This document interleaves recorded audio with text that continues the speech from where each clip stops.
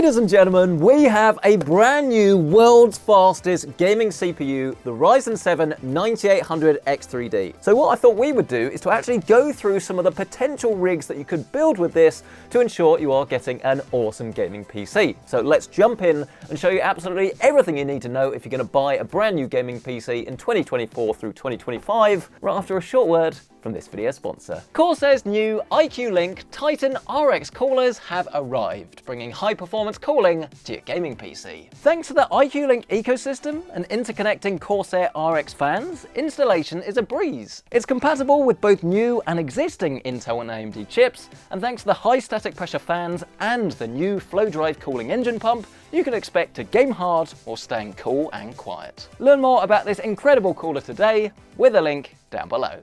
So welcome back then everyone, and throughout this video we are going to cover a few different price points, including budget all the way up to the highest of the highest end. And I actually want to start there because obviously we do have our brand new 9800X3D, so that's where I want to start. And I will say that we're actually filming this about 24 hours before the launch, and the price of the brand new 9800X3D is exactly the same as the 7800X3D. So if you're buying this today, or at least the day I'm filming it, you're going to feel a little bit shortchanged. But the good news is we can actually use this as our placeholder. And obviously if you're trying to save yourself some money, if you can get a good deal on the 7800X3D, then I would highly advise that you do it, because unless you're going to specifically buy an RTX 4090 or a 5090 when that comes out, you're not necessarily even going to see that much of a difference, because obviously you need to be CPU bound in order for it to be the limiting factor. If you're GPU bound because you're playing on like a 4070, then I actually wouldn't advise that you get the CPU in the first place, because even that's overkill and you should probably put your budget somewhere else. But obviously we will need a graphics card, and that is going to be an RTX 4090. There's not a problem with you buying this right now, as long as you are aware that it is going to get replaced probably in 2.5 months time. So if you need something now,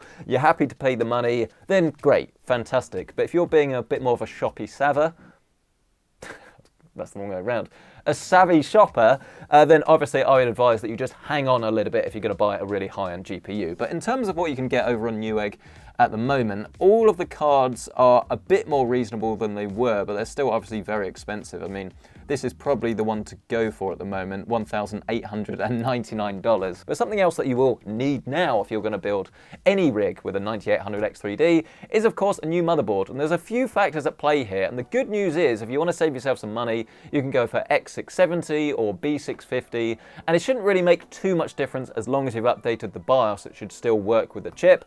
If you buy at launch, chances are the newer boards will probably be slightly better, but there's not necessarily going to be a lot in it. The main changes with the 800 series of boards, so your X870 and your X870E, is that you are technically supposed to be able to have faster memory, which is great if you want to buy fast RAM, but especially with this CPU, 6000 megahertz is probably still the sweet spot anyway, so you can take it or leave it. But then you can get better bandwidth as well, so you can get more PCI Generation 5, you can get like USB 4 on the back of the boards. If these things are going to be worth it to you, then obviously go for it. But again, if you're trying to save money, then maybe go for 600 series. Granted, if you are spending this sort of money, then you probably want to be as future-proof as possible, so we will have a look at the X870E motherboards. I mean, the motherboards are definitely quite expensive. I mean, if you go for the Hero, I didn't actually realize this when I did the build. That's $700. $700 for a motherboard. Wow, okay. I probably wouldn't go for that, if I'm honest with you. I would instead look at something else. I mean, we could actually go for an all-white build, because I really like these ICE motherboards. They've got this Gigabyte Pro here. That looks absolutely awesome.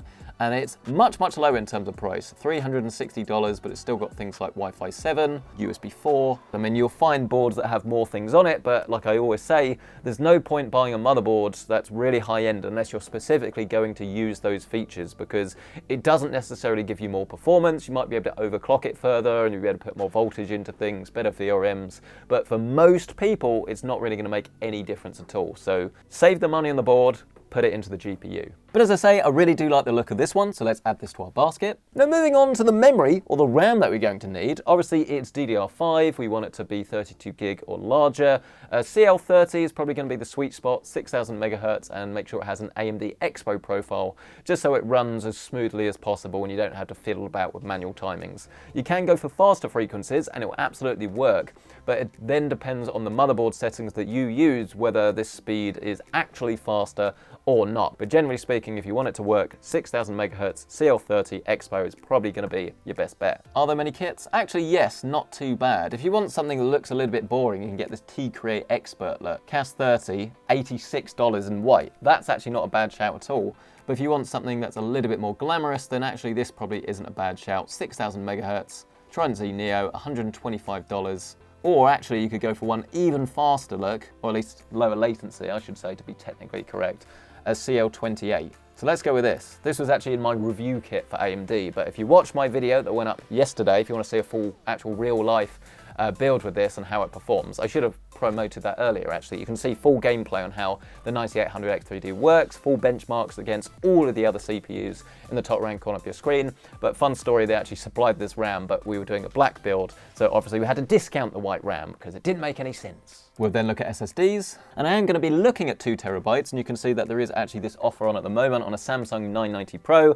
This is probably the best all-rounder, to be honest. You could go for a PCI Gen 5, but it's still pretty expensive, so even on the high end, not entirely sure I would want to go for that unless it was specifically on sale. But let's dive a little bit deeper and see what we can find. $280. The absolute cheapest one is $220. It's just not worth it. So instead, moving back to PCI Gen 4, these are the options that we have on the table. Obviously, the read and write speeds will vary depending on the drive itself. So if you want to save yourself some money, something like the SN770 is probably a good bet. But again, if you're spending this much money, then chances are you do want to go for something a bit better. So actually $150 on a 2 terabyte 990 Pro is not a bad shout. It's not going to be twice as fast, but it should be noticeably fast depending on what you're doing. We'll grab a 1000 watt power supply, have a look what is on offer. I mean, again, we're going for white, so actually this shift is probably not a bad shout. And obviously the exact one that you're going to want to go for will vary depending on your exact components and how much power you need. But I think 1000 watts is going to be the sweet spot really, even if you want to upgrade to something like a 5090. In theory,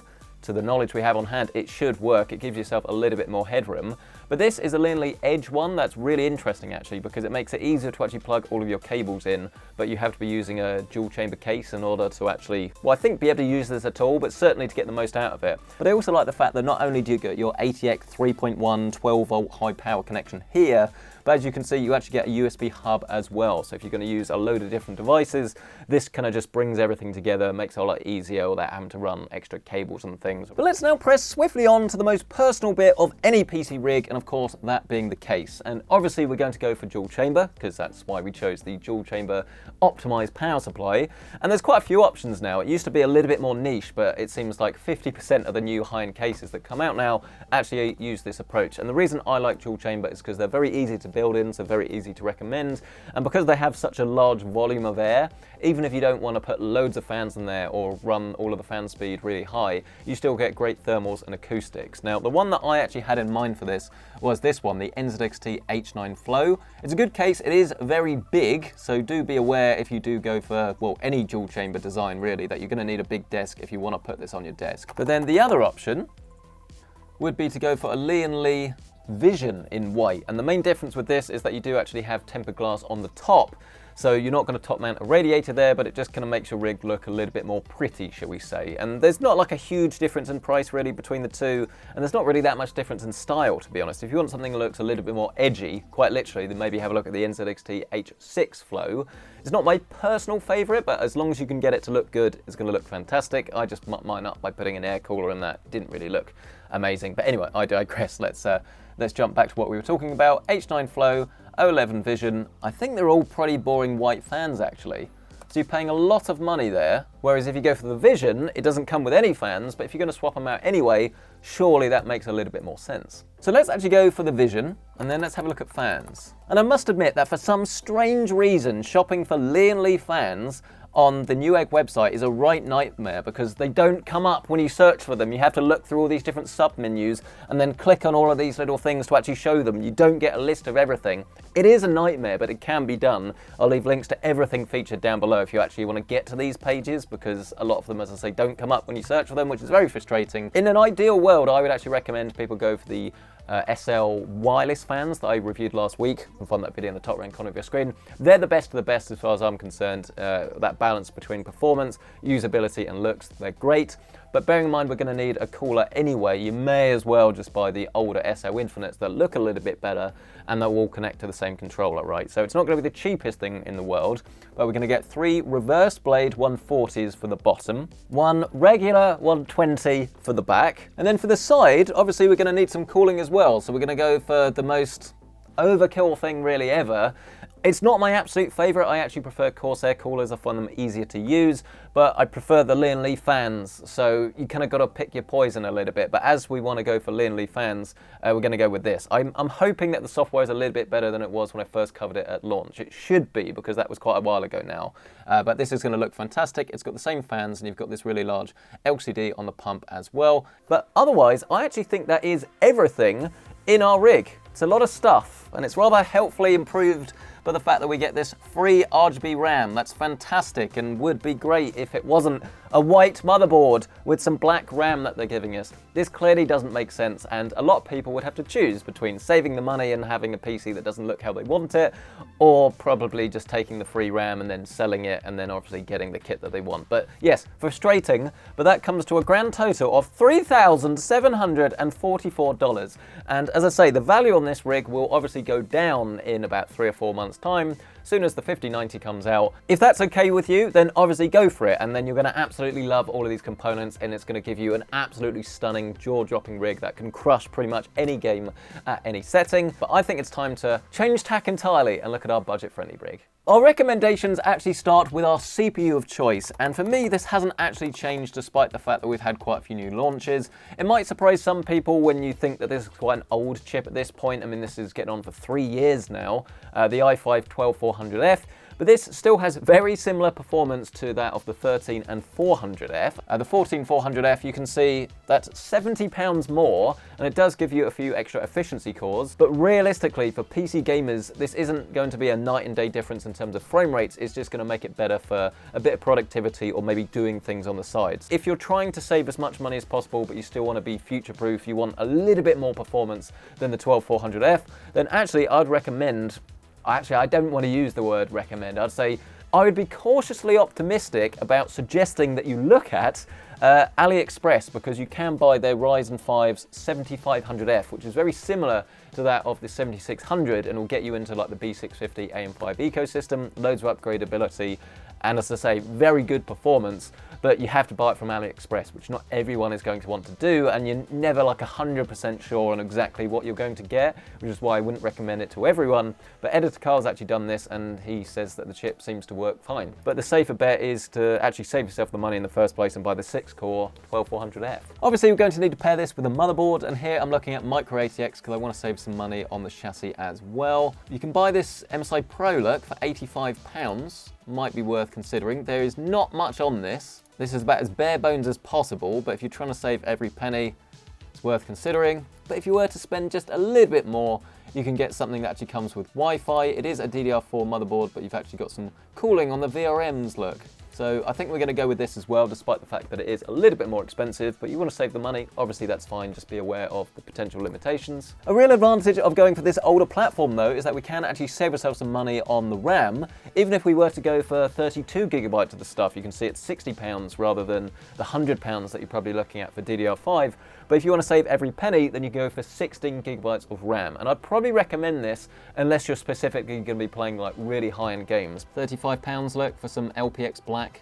So we're going to add this to our basket. Let's have a look at the cheapest PCI Gen 4 SSDs though. Make sure we are getting a terabyte though. You can save some money and go for 500 gig, but it's really not much, especially bear in mind games like Horizon or 150 gig. But actually this one here, look, today only deal, SN770, our old friend. Let's add this to our basket. Obviously you're going to need to grab yourself a power supply, and there are actually quite a few good options here. I'd typically look between this Corsair RM650 for £70. That's a little bit more premium than you need to spend, but it is modular. It'll be easier to use because you don't have to worry about like tucking all of those cables into what could be quite a small chassis. Alternatively, if you wanted to go for one of these, like, you can actually get the CX750 for £56. That's not a bad shout. The main thing really is to know what you're going to do in terms of upgrades to your system. If you're going to get a more expensive graphics card at a later date, it makes sense to go for 750 watts now, and then you won't have to replace this later. But if you're going to sort of stick with, I don't know, like an RTX 4060, that sort of territory, then obviously this is going to work out quite well. So we're going to add this one to our basket, which I know Does add extra £15, but again, I think it's worth it. And then we can move on to the component that I've just teased, the graphics card. And my personal favourite at this sort of budget really is going to be either an RX 6600 if you want to save every penny, because that's going to be around about £200 or so. You could also look at Intel Arc. It's not necessarily going to be the perfect choice, and there are rumours that Intel are actually getting rid of the Arc series going forward, which worries me a little bit in terms of future driver support. But you've got things like the AV1 encoder, better performance in games that are optimised. So you could look at like an A580 or something, again, to save every penny. But if you're kind of looking more like budget mid-range, then something like the 4060 is not a bad shout. And you can get this one, again, today only deal. They seem to have a lot of those. But anyway, £268. I think that's not too bad, actually. It hasn't really dropped down that much since it first came out. That's the only thing. It was around about £300 at launch. So that was a year and a half ago. It's also worth noting as well that whilst you do get a CPU cooler inside the box, the Intel stock cooler is so bad. It will run, but it will run really loud. Even in the desktop, like, it's going to be really annoying. Every time I kind of give it the benefit of the doubt and go back to it, I'm like, no, this is way worse than I remembered. The Ryzen one is okay, but the Intel one is pretty much garbage, right? So I would highly advise that you upgrade this when you can. If you're trying to save money, do this next month when you get your next paycheck. You don't need to do it now. It's an easy enough upgrade to make. But the one I would recommend when you do is the Arctic Freezer 36. This is the ARGB version. It's usually a little bit cheaper than this actually on Amazon as well. Again, I'll leave links to everything down below so you can check out current pricing in your territory, pounds, euros, dollars, everything anyway. With the cooler out the way then, that just leaves us with one more component left to go. And I'm actually, like, I don't like calling a case a component. Surely it's not. It's an enclosure. It's a different class. I don't know, let me know your thoughts down in the comment section below. Does it count as a component? Anyway, Masterbox Q300L, used it loads of times on the channel. It's fine, but it isn't my absolute favourite. Oh, they've got the V2 version. That is at least the same price. Max CPU cooler height, 159. Oh, and the height of this is 159. I wouldn't risk that. I mean, why don't we go with Montech? Because Montech are always great at cheap chassis. I mean, they can often feel it, but compared to some of the other chassis in the same sort of price bracket, I find that they tend to be a bit better. But yes, this one actually comes with a load of RGB fans as standard. I think I've actually seen this one before as well. Haven't built in it, so I can't give it like my full PC-centric approval, but it's a pretty standard PC case. 17 reviews, people seem to like it, so let's add this one to our basket, and then that should actually give us our price total. So this is not the absolute cheapest you could do, but don't forget we've kind of let you take a few bits off this if you want to go down that route. Pretty darn good. When you think where we were a few years ago, you just couldn't get anything close to this. So for an RTX 4060 gaming PC, that's pretty much got everything that you need. You wouldn't have to tweak this. I think that's great. Obviously, you can upgrade it to like a i5 or an i7 in the future. Just because it's not going to be a brand new one, because obviously they've now moved to Core Ultra, doesn't mean that you can't upgrade this. You can double the RAM, you can put more storage in it. There's loads of things you can do. This is going to be a great bedrock for any gaming PC, but it's going to give you loads of performance now, 1080p and 1440p. But I'd love to hear your thoughts on this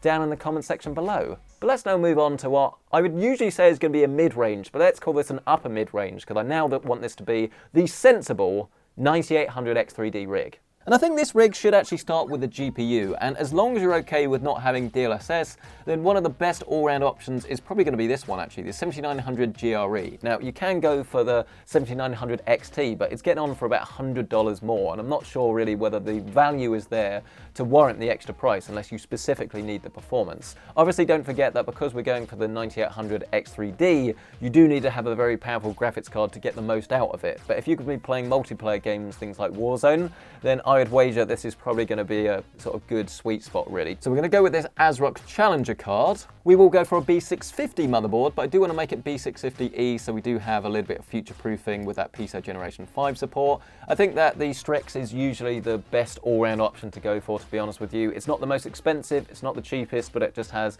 a ton of features, it looks good, and it pretty much is the sweet spot really when it comes to motherboards. $260. I wouldn't usually do this actually, because I think this cooler is a little bit overkill for what we need, but this is genuinely a very good price. You can buy a 360 Corsair IQ Link cooler, look.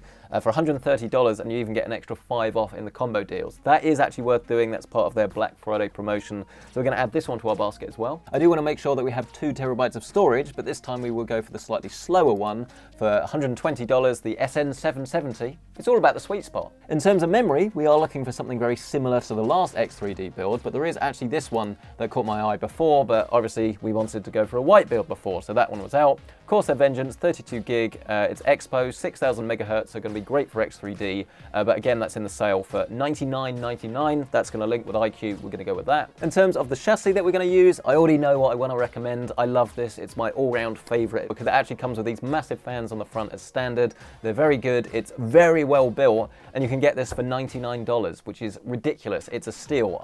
Is it a steal? Don't think it's made of steel anymore.